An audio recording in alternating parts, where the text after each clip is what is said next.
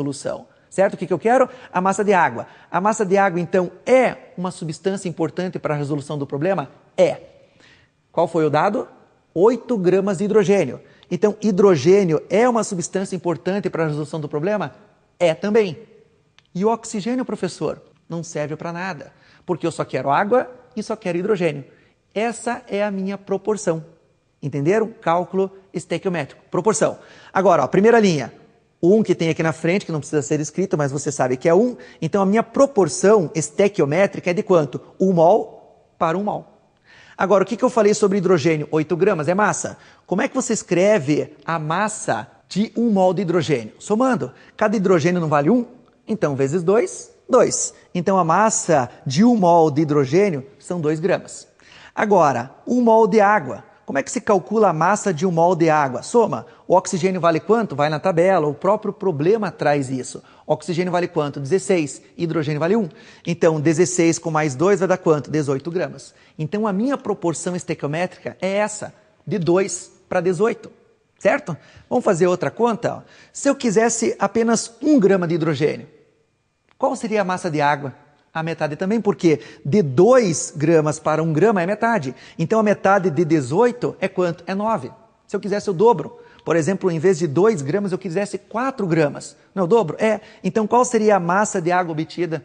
36. A proporção sempre se mantém constante. Se dobra um, dobra o outro também. Se diminui um, diminui o outro também na mesma proporção. Agora, qual foi a pergunta? Qual é a massa de água? Então, X a partir dos 8 gramas de hidrogênio. Então, fazendo uma regra de 3, 8 vezes 18 dividido por 2. Quanto que vai dar a minha massa? 72 gramas. Então, a massa de água obtida a partir dos 8 gramas de hidrogênio são 72 gramas. Beleza? Então, cálculo estequiométrico é só você buscar o que lhe interessa. Qual é o problema? O que ele está te dando? O que ele quer? Só que, lógico, aqui só a parte introdutória. Existe, por exemplo, pureza. Como é que você tira a pureza de um material? Regra de 3. Por exemplo, vamos comprar um feijão X, cuja pureza é 90%. Quer dizer que você tem 1 quilo de feijão. É 1 quilo de feijão? Ou é só 90% que corresponde aos 900 gramas de feijão puro? Então, essa matemática você tem que fazer antes. Ah, pureza, beleza. Rendimento. Como é que você calcula rendimento? Mesma coisa, fazer regra de 3. Por exemplo, o meu professor pediu para resolver 10 questões. Eu resolvi 9. Qual foi o meu rendimento? 90%. Fui vagabundo, só resolvi 3. Qual foi o meu rendimento? 30%. Entenderam? Então, é só regra de 3 que você faz. Joia? Aí tem o excesso. O que é um reagente em excesso? É aquele que você coloca o quê? A mais. Por exemplo, se você colocasse aqui para reagir 2 gramas, se você calculasse o oxigênio aqui, ó, 16 vezes 2, 32. 32 mais vezes meio dá quanto? Dá 16, certo? Ó, 16 gramas. E se eu colocar em vez de 8, por exemplo, ou 2, colocasse em vez de 16, colocasse 18.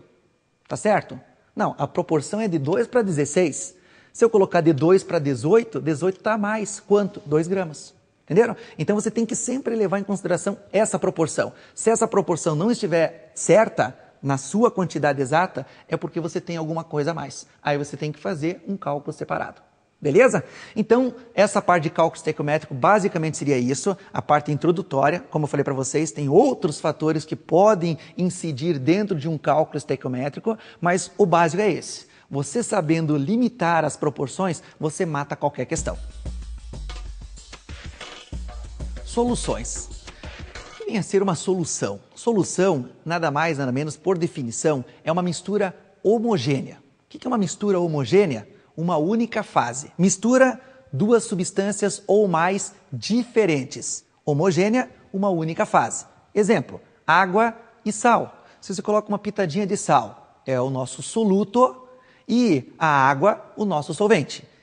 Agora, todo sal se dissolve? Sim. Pitadinha só, num copo com água, uma bacia com água, uma panela com água. Então, se você colocar uma pitadinha, você está colocando um sal, que é o NaCl, e na água. Então, são duas substâncias diferentes, mistura, e ela é homogênea. Por quê? Porque todo sal se dissolve.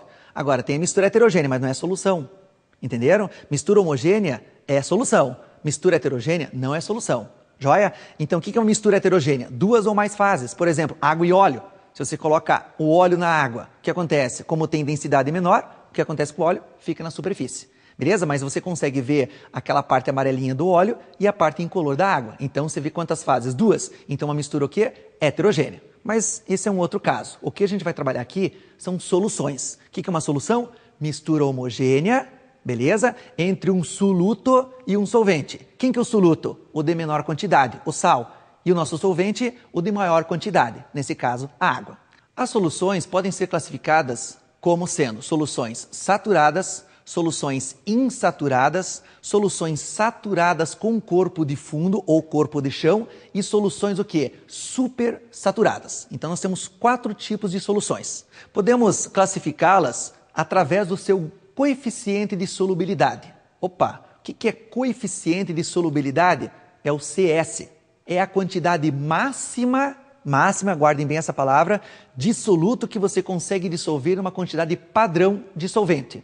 Geralmente é 100 ml ou 100 gramas de água, porque a densidade da água é 1 grama por ml. Então, se você trabalhar 100 ml ou 100 gramas de água, tanto faz. Esse é o nosso padrão. Não é que sempre a água é o nosso solvente. Cuidado, tá? Por exemplo, tolueno e xileno. São 2 compostos, né, orgânicos que um vai estar dissolvido no outro. Mas quem que é o soluto, quem que é o solvente? A água? Não falei. Entenderam? A água é o nosso solvente universal, mas nem sempre ela é usada. Então, o que é coeficiente de solubilidade? É a quantidade máxima de soluto que você consegue dissolver em uma quantidade padrão de solvente. Aqui nós vamos representar os 4 tipos de soluções. Solução saturada, solução insaturada, solução saturada com corpo de fundo e solução supersaturada. Por exemplo, vamos pegar o NaCl, que é o sal de cozinha, que está numa temperatura de 25 graus Celsius. Cuidado com a temperatura é um fator importantíssimo na solução, na dissolução da substância, ok? Então vamos pegar aí o coeficiente de solubilidade do NaCl a 25 graus Celsius. Olha na tela ali, ó, é 26 gramas por 100 gramas de água. Alguém pode me dizer o que significa isso? Se você pegar o NaCl, o coeficiente de solubilidade dele nessa temperatura é 26 gramas por 100 gramas de água. O que quer dizer? Que cada 100 gramas de água, a quantidade máxima de sal que você consegue dissolver nessa temperatura é de 26 gramas. Então olha só o que vai acontecer lá. Ó. Eu peguei o NaCl, dissolvendo esses 26 gramas de NaCl, o que vai acontecer? Todo o sal se dissolveu. Então isso quer dizer que a solução vai ser o quê? Saturada. O próximo exemplo é você pegar uma colher, 20 gramas de NaCl. Opa, o teu coeficiente máximo não é 26? Opa, estou colocando abaixo desse limite máximo. Se está abaixo, ela vai ser o quê? Insaturada, ou seja, não chegou no limite saturado. Ok? Então, se você dissolver, também pode observar depois que a coloração ficou um pouquinho mais clara também, devido à menor quantidade de soluto que você adicionou na mesma quantidade padrão de água. Nesse caso, 100 gramas de água. Beleza? Se você agora pegar, em vez de 26, 30 gramas. Opa, 26 é o teu limite máximo. Eu coloquei quanto? 30. Não está acima? Tá. Mas quanto que vai realmente dissolver? 26. Então, o que vocês acham que vai acontecer aqui? Ó? Vou dissolver, vou dar uma mexidinha, notem que a massa diminuiu, mas o que aconteceu? Permaneceu um corpo de fundo, que foi de quanto? 4 gramas. Então, você consegue dissolver os 26, mas o restante que você colocou a mais tende a ficar aonde? No corpo de fundo, ou corpo de chão. Nesse caso foi quanto? 4 gramas. E a solução supersaturada é uma solução um pouquinho mais delicada. É uma solução que tem algumas propriedades importantes a serem lembradas. Primeiro, instabilidade. Beleza? Olha só, em vez de eu pegar 26, eu vou pegar quanto? 30 gramas, ok? Coloquei as 30 gramas, dissolvi, aqueci, porque não tinha dissolvido tudo, agora dissolveu, certo? Só que a temperatura está de quanto agora? 30 graus Celsius. Então, antes estava 25, eu adicionei 30 gramas lá dentro, não se dissolveu completamente, eu fiz o aquecimento, tudo se dissolveu. Agora, o que vai acontecer? Eu tenho que resfriar novamente essa solução, certo? Para manter a mesma temperatura. Só que notem que neste recipiente não tem mais massa no corpo de fundo. Perceberam? Antes, quando você colocava os 30 gramas, só 26 se dissolviam, e 4 gramas permaneciam em corpo de fundo. Agora não, eu adicionei 30, se dissolveu 26, permaneceu 4 gramas de corpo de fundo. Eu aqueci, dissolveu tudo, eu resfriei, voltou a solução ser normal. Não tem corpo de fundo. Então essa significa a solução ser supersaturada. É quando tem a mais do que o limite de solubilidade, só que sem corpo de fundo. Mas qualquer coisa que você fizer nessa solução, ela se desestabiliza e aqueles 4 gramas voltam a precipitar. Ou seja, a formar novamente uma solução saturada com corpo de fundo. Dificílimo cair solução supersaturada. Mas é um exemplo que eles podem cobrar aí de vocês. Podemos colocar essas soluções saturada com corpo de fundo, insaturada, num gráfico. Tá? Observe o gráfico. Nós temos, né,